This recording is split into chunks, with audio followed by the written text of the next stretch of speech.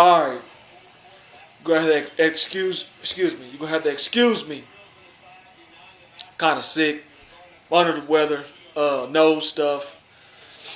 All this other shit that's going on. I'm lazy dude when it comes to these videos, and I'm sure guys can relate to me when I say this. When you at work and you're thinking about making a video when you get home, and when you get home, all of a sudden the urge is gone. I go through that a lot. It's not that I don't want to make videos. It's just I'm too lazy to do it, man. I'm just lazy. I'm a lazy joker. Uh, anyway, I'm back. This video is of Devon Alexander. Alexander the great one, versus Timothy the head monster, the headbutt king. Because quite frankly, he has a history of headbutting. But right out the gate, Devon Alexander's not going to beat Timothy Bradley, and I'm going to tell you why. Stylistically, these styles, when they match up, it's not looking too good for Devon Alexander. He reminds me too much of Zab Judah for one, and your jabs are pointless. Every 20 jabs you throw, only 3 of them really going to count. You're just throwing a jab out there just to throw it out there. What's the point? I don't get that.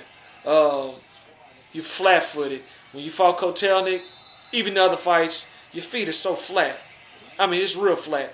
And you don't want to have flat-footed when you're going against somebody that's a good boxer like Timothy Bradley, because Timothy Bradley is a better boxer than me, than Kotelnik. You're going to have trouble with him. Now, I seen the HBO face-off, and you told Timothy Bradley he better be prepared because he's coming for that belt. I think it's smart that you're trying to get him out of his game plan, because Timothy has a history of getting upset, going in there and he fighting reckless, leaving himself open. And because you fight like Zab Judah, or you have similar style, should I say? I'm not gonna say you fight like him, because it's different, but it's the same. You got your bread and butter punch, like Zab Judah is that uppercut, and you have good power with it. And Timothy Bradley, when he fights reckless, you might be able to land that, because that is your bread and butter. But the question remains, can you finish him? I don't think you can finish him. Timothy Bradley has a nice beard. Not what I mean by that. I didn't see him. He got hit with the Kendall Holt punch, but I thought it was a wrap. Timothy Bradley got up and attacked Kendall Holt like he knocked Kendall Holt out. And I'm going to take that back. The beard, Timothy Bradley does go down, but he recovers nicely. Devon can't fight going backwards. You're not a boxer, so pretty much your jab is pretty much gone. You don't use it to any kind of effectiveness. You make sound effects for the effectiveness, to make it look like you really did something. When you go to the body, majority of the time, it's not a hook. When you dig into him, it's more mainly the pity pat, that jab. Excuse me. And you have the tendency, like a lot of southpaws, to go with the jab, jab, straight. Jab, jab, straight. Jab, jab, straight. Jab, jab, straight. And it gets boring. You have to impose your will upon Timothy Bradley in order to beat this man, because if you don't do that, you're not going to win. Timothy Bradley's going to unanimous decision you. It's going to the scorecards. You thought you had problems with Kotelnik. You ain't seen nothing yet. It might be competitive first 2 rounds, but after that, I think the heads is going to clash, quite frankly. And you know what happens when Tim put that monster head on touches you with that monster head he got. Everything that you thought of, game plan, is out the window. Now you're just avoiding his head. You're looking for his head because you don't want to get a headbutt.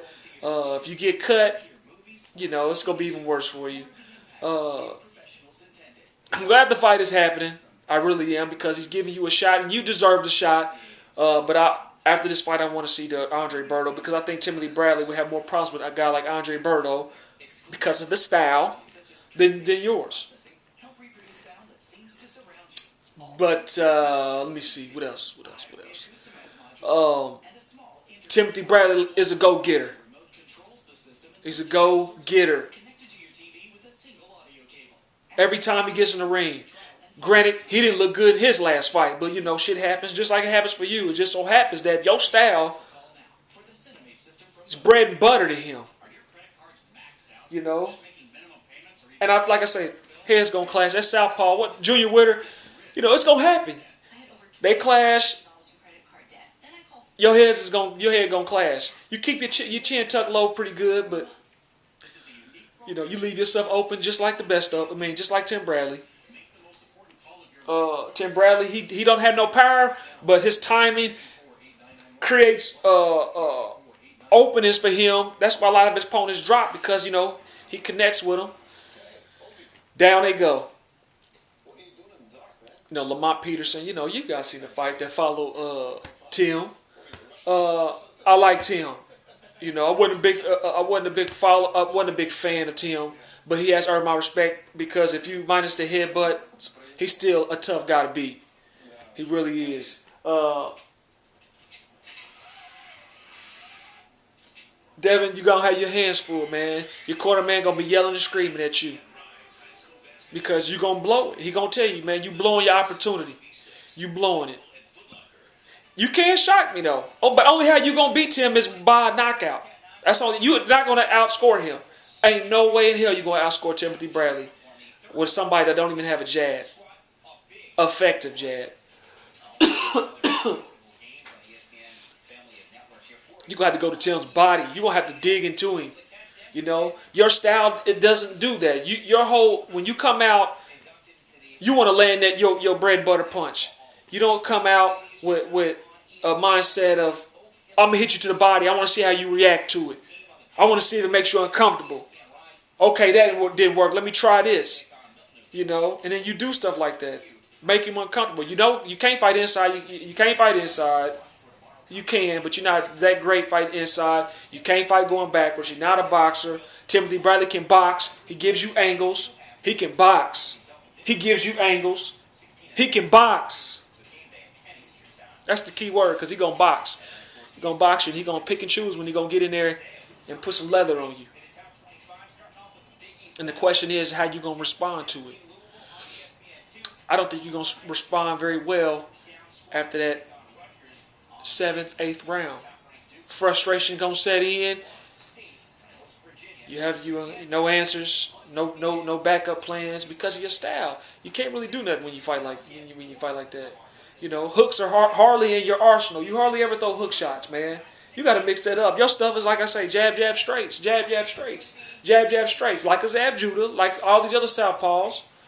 You know, you're gonna have to mix it up, man. You're gonna have to mix it up. You're gonna have to throw straights, hooks, jabs, go to the body, throw weird angle punches, man.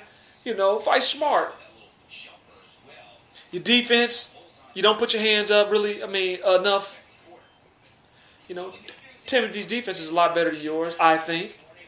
You know, it's going to be a tough fight for you. Timothy Bradley, like I say, he's a tough cookie to crumble, man. It's what you call a go-getter. I got Timothy Bradley, unanimous decision.